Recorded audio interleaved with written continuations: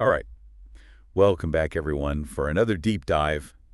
You know how we do things around here. We take a topic, a really, really interesting topic, and we just see how deep we can go with it. Yeah. I'm always excited for these. I love to just get my hands dirty and really explore a subject. And today we're going to talk about something called quantum tunneling. Quantum tunneling. Yeah. Yeah. I actually have an excerpt here Okay. from an article. It's called The Mind-Bending Reality of Quantum Tunneling. So I think we have a pretty good idea of what we're going to be talking about today. Sounds promising. Let's get into it. Okay. So you know how, like, in the normal world, not the quantum world, Right. The big one. yeah, the big world, if you throw a ball at a wall, it bounces back, right? Yeah, that's the general idea. That's what we expect. But in the quantum world, things are a little bit different and a lot weirder. Particles, they don't act like solid balls. They're more like fuzzy clouds of probability. Exactly. And that fuzziness, if you will, it allows particles to do something really incredible. They can actually pass right through barriers, even if they don't have enough energy to go over them. So imagine that ball you threw at the wall. Instead of bouncing back, it just kind of appears on the other side. What? That's quantum tunneling. No way. Yeah, And that really happens. it does. It's not just some theory. It's been observed and verified in experiments. Wow. Mhm. So how does that even work? Like, what's the secret sauce? Well, the key is understanding the concept of wave functions. Wave functions. Yeah, wave functions. They describe the probability of finding a particle in a certain location. So even if a particle doesn't have enough energy to overcome a barrier, its wave function can actually leak through it. Leak through. Yeah, like a little bit of it gets through, and that gives the particle a chance to appear on the other side. So even if it doesn't have enough energy to go over, a little bit of it can still sneak through. Pretty much. Wow. And how often does that happen? Well, the probability depends on a few things, like the thickness of the barrier and how high the barrier is, the energy hill, but it's never truly zero. There's always a chance. So even for a really thick, high barrier? There's still a tiny, tiny chance. No way. Yeah. So what does this have to do with our sun? That's a great question.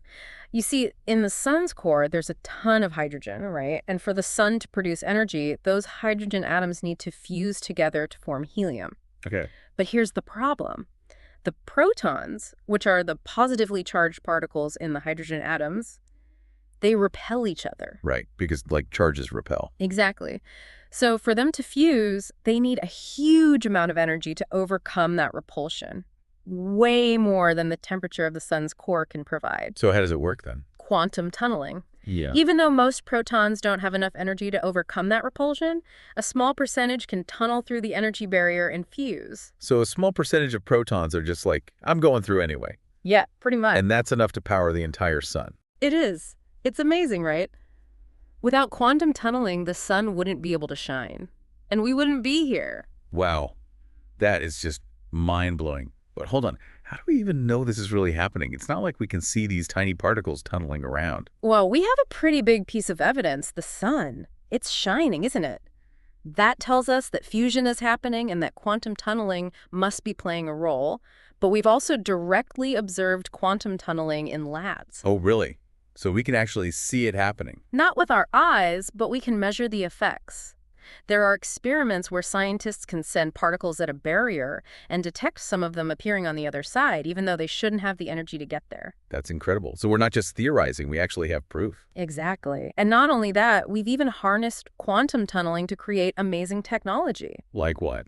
Have you heard of the scanning tunneling microscope? The article mentioned that. Something about seeing atoms. Yeah, exactly. It's an incredible invention that uses quantum tunneling to create images of surfaces at the atomic level. So we can actually see individual atoms. Yeah, we can. It's like having a super powerful magnifying glass that lets you see the building blocks of matter. That's crazy. So how does that work?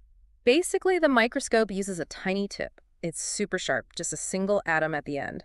And they bring this tip incredibly close to the surface of a material. The gap between the tip and the surface acts as a barrier. And electrons, those tiny particles, can tunnel through that barrier. Okay. And by measuring the current of those tunneling electrons, the microscope can build up an image of the surface. It's like feeling the surface atom by atom. Wow. And that's all thanks to quantum tunneling. Yep. Pretty amazing, isn't it? It is. And, you know, it makes you wonder, What other crazy, seemingly impossible things are happening in the quantum world that we just haven't discovered yet? I know, right? The quantum world is full of mysteries, and every time we think we understand it, something new pops up. That's what makes it so exciting to study. Absolutely. Yeah. So next time I walk into a wall, which I'll try to avoid, Hopefully. I should remember that there's at least a tiny chance I can tunnel right through it. Well, technically, yes. The probability of you, as a macroscopic object, tunneling through a wall is incredibly small, like almost impossibly small. Okay, so maybe don't try that at home. Yeah, I wouldn't recommend it. But the idea is still pretty cool, isn't it? It is. It really makes you think about the nature of reality and how much we still don't know. Exactly. There's always more to learn and explore. And that's what we're all about here at The Deep Dive. Big thanks to you for joining us on this deep dive. It's been an absolute pleasure. My pleasure. And for everyone listening, keep those brains curious and keep exploring the universe. There's clearly a lot more out there just waiting to be discovered.